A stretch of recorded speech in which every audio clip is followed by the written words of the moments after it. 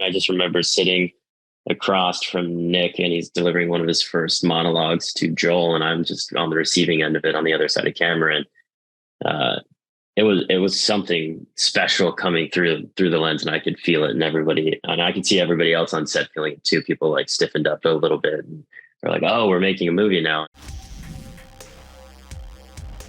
Well, first and foremost, congrats on this movie.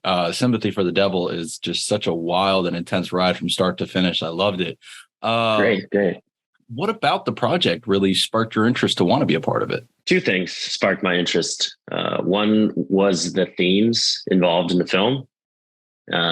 This question of good and evil, right and wrong, um, the history of violence, and the impacts of vengeance were all things that spoke to me when I read it. There was also some finely written performances, and I knew Nick and Joel were attached to the movie, and they were given a lot of room with the script to do something special with their performances. So that drew me, because that's always the first thing you should look at. One of the first things when you do a movie. And secondly, there was a technological challenge to the film that the producers had told me about when I saw the script, which was, hey, we want to shoot a road movie on dark roads at night for the majority of the film, and we want you to do it all on an LED volume. So the car's not going to be moving, and you're going to need to sell that it's on the road. And my careers included a lot of indie films with some technological innovations in the past. And I like to stay on the cutting edge of things and challenge myself. So it seemed like a good fit and a way to grow as well as a filmmaker. So that's what got me. So going off of that technical challenge, because I remember that was something that you first pitched to me about this movie that was really intriguing, was the LED volume. I mean, that's something it's a technology that's becoming very big in big productions, but not so much in indie productions. So how is that like working on a smaller budget with something that technical? Smaller budget indie movies don't often get to utilize an LED volume, or probably wouldn't for a production like this.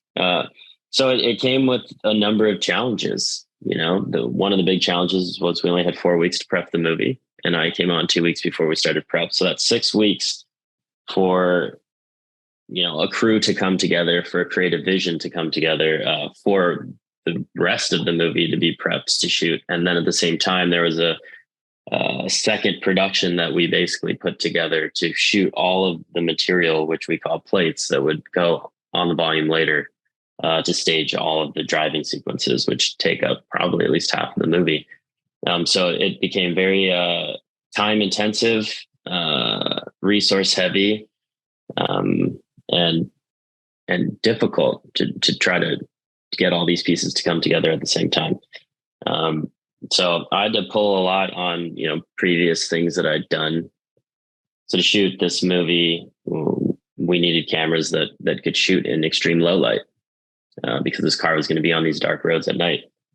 So I used cameras that I'd used on a previous film called the A7S3s. They were these little, they're like practically over the counter cameras that you can buy for a couple $1,000s. And we used 8 of those to capture all of our plates. Ironically, it wasn't some big fancy Hollywood system that allowed us to create that world. But all of that had to come together in a custom way. I had talked with the premier plate capture companies, and no one had shot low light nighttime material. So after a few weeks of vetting and testing, we decided we were going to have to do it ourselves. And so everything you see on behind the car in the movie, we actually captured a few days prior to shooting the actual movie. That's incredible, because there were plenty of times when I was watching the movie where I was like, I can't believe this was a volume, because this looks real. So I mean, that effort really shows. And so what was it then like working with you all to find the right look of the movie, where you're getting the highlight, Nick's outrageous appearance and Joel's, fear in these low light settings? Yeah. So Yuval and I spent most of our time during pre-production holed up together in libraries or in hotel rooms, going over movies that we liked. his push was simple coverage, iconic bold angles. He didn't want us to shy away from, say, getting low and framing Nick or Joel and like these big wide cowboy shots. He wasn't afraid of offsiding characters in the car where they might occupy the opposite side of frame than you're accustomed to seeing in a movie. So he really opened up the door for me to be able to push the envelope in terms of framing and composition. There's some angles with the car work where we put a we put a camera on the outside of the car, and it's a shot of Nick when he's giving this big monologue, and that's on a volume, and I hadn't seen a lot of that done in other movies with volume work, because there's a fear of showing too much of the space outside of a car, for instance, and noticing that the vehicle's not moving. So a lot of thought went into trying to capture those, and I'm pretty happy with what we did. I love that you had that collaborative experience with him. And since you mentioned, discussing other films as influences, did you have any in particular that you either looked or either of you looked at for this movie? It was mostly all old Hitchcock films, and it was mostly all black and white. There are a few other movies that he sprinkled in that I can't remember, but we mostly looked at camera movement, and we were interested in how, with one or two simple shots for a scene, for instance, we could capture like really iconic performances and let the characters move in and out of the frame, and build in some camera movement. So a great example of that is the first shot leading Nick and Joel into the diner when they first arrive to the diner. You start on the diner and you're kind of establishing the space, and then there's this whip pan to them, this very motivated camera movement. It captures them, and then they walk all the way into the diner until they sit down, and the camera follows them basically to that moment. And that, shots like that are actually very simple, but they take a lot of preparation and thought to pull off. And that was born out of these inspirations from Hitchcock and other movies we watched together. That's awesome. I mean, it's amazing, almost a century later, how much Hitchcock influences so many filmmakers like yourself, and shows just how timeless he really is as a filmmaker. Truly. And the diner scene in particular, since you mentioned camera movements, I mean, that feels like a scene in which it's Nick playing a script as much as just, being allowed to do whatever he wants in that sequence. And I'm curious how much of that was that, how much was it you and Yuval just following him with a camera while he did whatever, and how much of it was pre-choreographed? Well, it was a bit of both, I would say. It was a bit of finding it in the moment and choreography. So leading up to the diner, there were conversations about, hey, Nick wants to do a dance scene. And Yuval had talked, I think Yuval wanted to burn down the diner and the parking lot. And those were things that were kind of tossed in as we were already in production. And then I think I brought in the idea of shooting the dance sequence with a bit of a handheld flow, like kind of like a oneer. We actually shot it as a oneer originally. So a fair amount of that was improv. Nick's performances, I mean, I wasn't in his headspace, but he was constantly adjusting and changing and giving different types of performances and exploring new things. And that was very exciting. Yuval gave him a lot of room to do that, and the two of them seemed to work really well together. And yeah, I'd ultimately say we didn't know what we were going to get when we got to the diner. I mean, I think the movie was coming together still at that point. The crew was coming together. I was about the halfway point. And I just remember sitting across from Nick, and he's delivering one of his first monologues to Joel, and I'm just on the receiving end of it on the other side of camera. And it was something special coming through the lens, and I could feel it, and I could see everybody else on set feeling it too. People stiffened up a little bit, and they're like, "Oh, we're making a movie now." And from that point on, we started to really sail as a film, and I think it shows. That's amazing. So then, how far in production was the diner scene? It was about 2 weeks in. Okay, so fairly early then. Yeah, 4 week shoot. So yeah, it was about Oh, halfway through. Oh yeah, that's Yeah. it never ceases to amaze me then how you can turn out a movie this good in a 4 week schedule. And I'm not trying to blow smoke. I genuinely mean, like, this movie's great and looks phenomenal. So 4 weeks to do that is impressive. And since you mentioned burning down the diner, I mean, I love the smoky orange, the smoke orange that you have in that whole shot afterwards. You talked about the challenge of filming in a low light, but what kind of challenges did you face in filming through that kind of atmosphere? The fire sequence in general is a challenging thing to shoot always on a set because you can't always burn things down multiple times. Often you can't burn anything at all because it's unsafe. We're in a situation where we're in like 115-degree like dead summer weather with like heavy monsoons and strong winds in the desert. So burning things wasn't much of an option.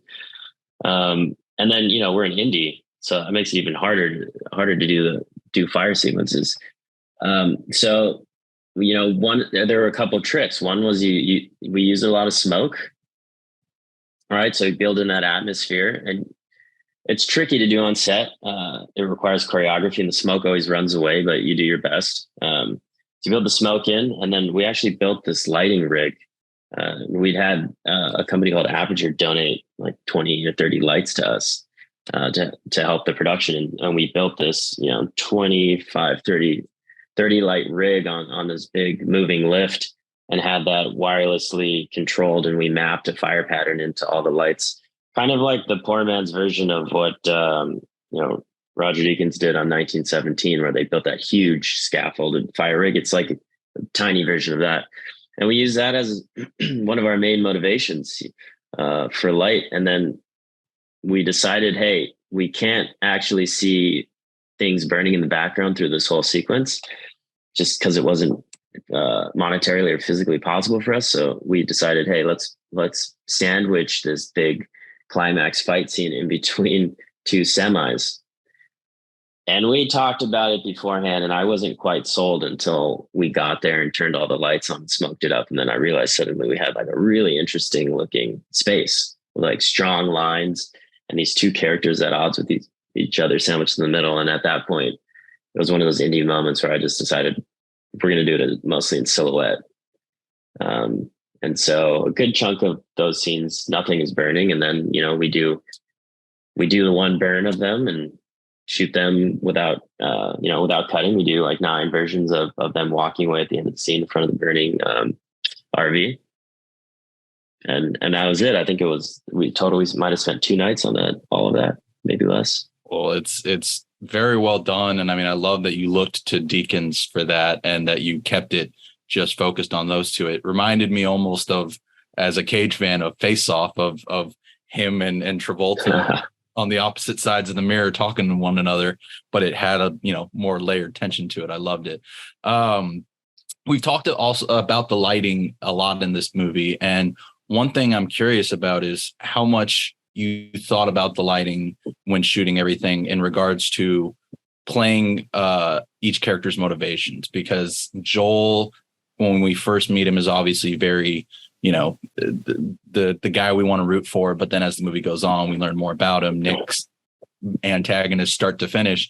So I'm curious how much of that factored into how you lit and shot each of their characters throughout the movie. The lighting factored in a good bit, and I was thinking instantly in primary colors. I was thinking truly about red and green. I was thinking about stoplights on the street.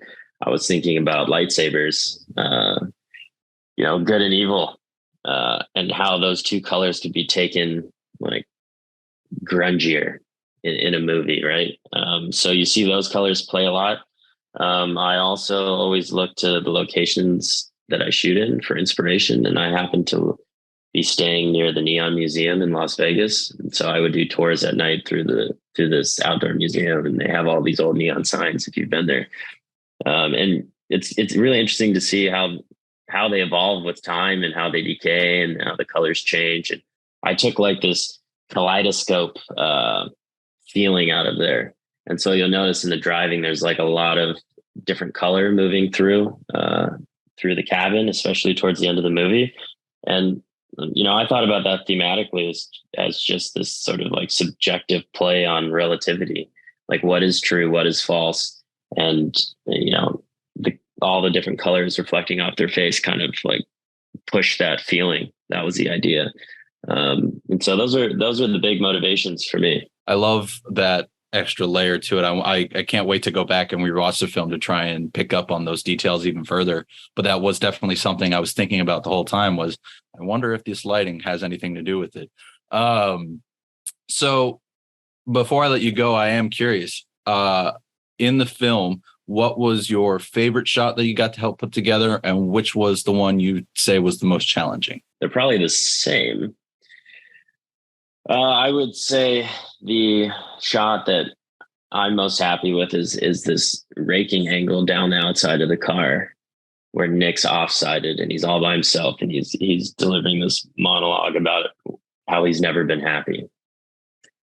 And I know he wanted something special for that moment. And I shot that exact frame in prep on a test vehicle. But I never thought we'd be able to get it. I didn't think that the plate capture would come through the right way. I didn't think we could show off that much space with volume without it like falling apart and not seeming real. And that took all of production to figure out. That was one of the last shots we did in the movie, and it was nice that it all came together in that way and was as close to my vision as I could have imagined. And so that's the one. Well, kudos to you for getting to put that together and for the film as a whole. I mean, seriously, I cannot wait to get to tell people about it. I was hoping to talk with Nick and everybody as well. Obviously, I'm in solidarity with them during all this, but I am still going to spread the word any way I can. So, Steven, thank you so much for taking the time. I really do appreciate it.